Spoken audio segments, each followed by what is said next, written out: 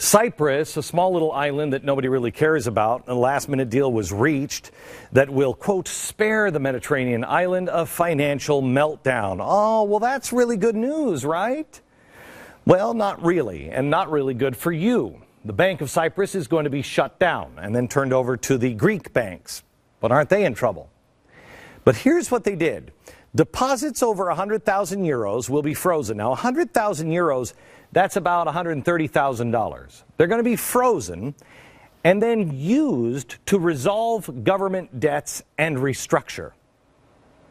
The government plans to take an estimated 30%, maybe up to 40% of all of the assets from the frozen accounts. Now imagine. First of all, a week ago it was going to be between 6 and 10%. But what they've decided is to freeze people's account. Anybody who has $130,000 in their bank account, freeze them, and then pay off all the government debt. Can you imagine that happening here? The media is reporting this massive multi-billion-dollar theft as a deal that saved the day. But did it save the day? And what does it really mean? What does it accomplish? Well, if you're a Marxist radical, it accomplishes an awful lot. First of all, it redistributes the wealth. Redistribution of wealth. But that redistribution of wealth will cause civil unrest because of a couple of things. First of all, anybody who saved for an entire lifetime for a retirement, if you played by the rules, you're screwed. You're screwed. They're going to take your money. But more importantly, and something I don't hear anybody in the media talk about, small companies. Any small companies with payrolls to meet. For instance, we're a small company. I have all of my money in the bank. Well, if somebody took 30 to 40% and first of all froze my bank accounts, I'm not going to be able to pay my employees because everything's in the bank. And then if they decided to take 30 to 40%, I can't meet payroll, which means unemployment goes up. And so does strife, so does hunger, so does anger. Wait a minute, that's almost like civil unrest. So what they did causes the top coming down, taking this, causes the bottom to rise up.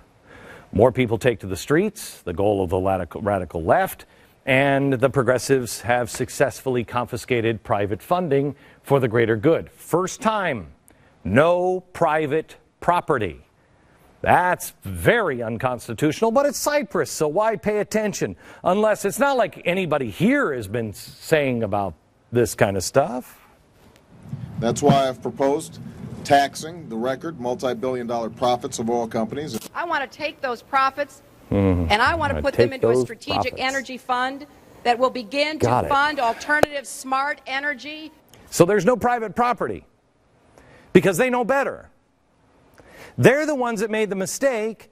The people, I don't know about Cyprus, but here, we've been saying stop the spending, and I'm telling you, they will do what they've just done.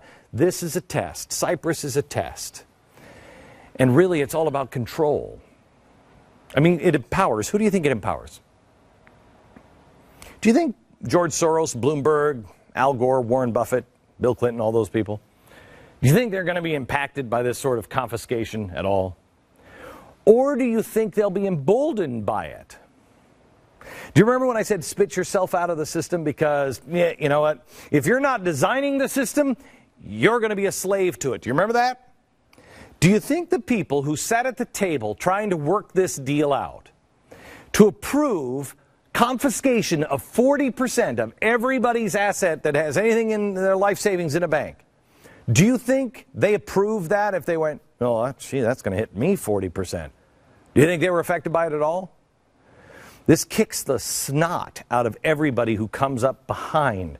Because the Soroses and the Bloombergs of the world, they don't care. They got theirs. And they're designing the new system. And what happens? This kicks the snot out of everybody who's semi-rich behind them. Anybody who has $130,000 in the bank. This creates greater instability in the region. It causes runs on the bank. You watch, it will happen. But also instability politically speaking. For a couple of reasons. Inside out. There's no private property. You can't trust the rules anymore. Inside out. A new power class. They've just destroyed everybody who was coming up. So anybody who made the rules, those are the people that now have the money for power. But you've also made new enemies, the people in Germany. The Cypriots now are saying, Germans, those evil Germans. It's not the Germans. It's not the Germans. Who's making the decisions? Watch the other hand. But also Russia. Up to 40% of the Cypriot bank deposits are estimated, 40%, to belong to Russian businesses and individuals worth about $32 billion. Okay, that's not a good idea. Dmitriev, this is the, or Medvedev, Dmitry Medvedev. He called the actions of Cyprus, quote, the stealing of the stolen. Don't steal from the mob. Do the people in Cyprus not watch the news? Have they not seen what happens to the enemies of Russia and those people who they don't like or steal their money? Journalists mysteriously fall out of buildings 9 stories up.